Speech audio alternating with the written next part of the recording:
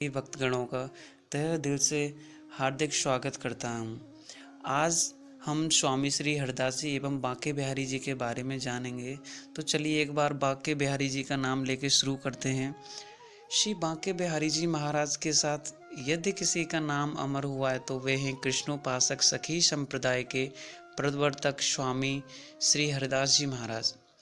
वे कृष्ण के परम भक्त कवि एवं संगीतकार थे। इनको कृष्ण की सखी ललिता का अवतार माना गया है। एक बार का प्रसंग है, श्री मृदुल कृष्ण गोस्वामी जी से मैंने सुना है कि एक बार भगवान शिव के मंदिर में ये और इनके पिताजी गए। मंदिर में जाकर जब ये शिवलिंग के ऊपर जल चढ़ाने लगे तो ऐसी गूंज हुई मंदिर में, अरे आशुधीर, ये तू क्या करवा रहा है? ये तो ललिता सखी के अवतार हैं जिनके कारण मुझे रास में प्रवेश मिला और आज तू इन्हीं से मुझ पर जल चढ़वा रहा है। तभी से ये विदित हो गया कि स्वामी श्री हरदास जी ललिता सखी के अवतार हैं जिनके कारण शिव को कृष्ण के रास में प्रवेश मिला था। जब ये स्वामी श्री हरदास जी बड़े हुए तो वृंदावन आ गए। भगवान राधा कृष्ण का ध्यान करने लगे, भजन गाने लगे। इनके भजन में बड़ा ही राग होता था। इन्हीं के एक शिष्य थे विट्ठल विपुल देव जी। वे भी अपने गुरु जी की तरह कृष्ण रस में डूबे रहते थे। एक दिन विट्ठल विपुल देव जी ने कहा, हे स्वामी जी, आप जिन प्रिया और प्रियतम की उपासना करते हो, क्या हमें उसका रूप दर्शन नहीं करवाओगे? स्वामी जी मुस्कुराते हुए बोले, कहा जरूर कराऊंगा। तभी स्वामी जी ने बड़े ही सुंदर पद गाया, माई री सहज जोरी प्रकट भई। तभी वहाँ राधा और कृष्ण प्रकट हो गए। तभी दोनों एक ज्योति में बन गए और बांके बिहारी जी के रूप में बन गए। तभी आकाश में चारों ओर गूंज, बांके बिहारी लाल की जय, बांके बिहारी लाल की जय। श्री बांके बिहारी जी के बारे में श्री हरिराम व्यास जी लिखते हैं, ऐसो रसिक भयो नहीं होवे है भूमंडल आकाश। हरिदास जी महाराज जैसे रसिक आज तक इस धरती पर भूमंडल पर नहीं हुए। हरिदास जी के शिष्य थे तानसेन और बेजू बाबरा, शायद आपने सुना होगा। तानसेन जी अकबर के दरबार में संगीत सुनाया करते थे। तो एक दिन अकबर ने कहा, तानसेन, मुझे तुम बड़े संगीतकार लगते हो। तुम ही इतना सुंदर गाते हो तो तुम्हारे गुरुजी कितना सुंदर गाते होंगे। तभी तानसेन बोले, बादशाह, मेरे गुरुजी जैसा तो कोई हो ही नहीं सकता, उनके जैसा कोई गा ही नहीं सकता।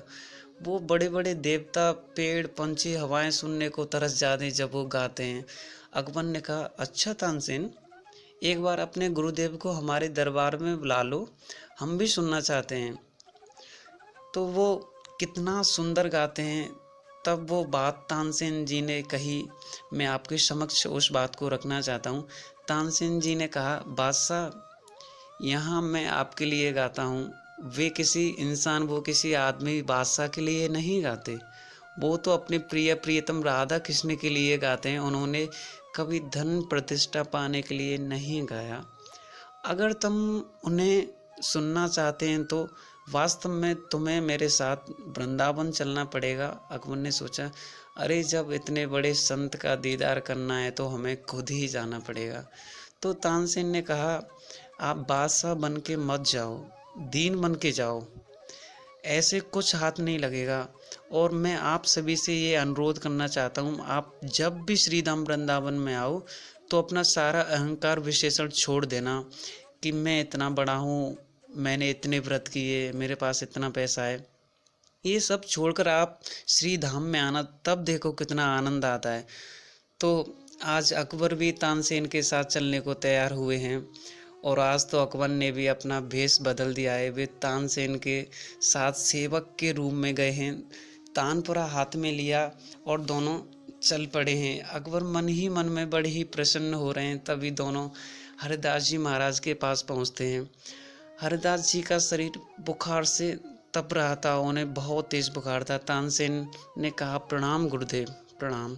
स्वामी जी ने कहा, कहो तानसेन, कैसे आना हुआ?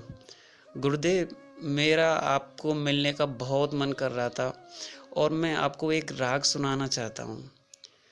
तभी स्वामी श्री हरदास जी तानसेन को प्यार से तन्नू कहते थे।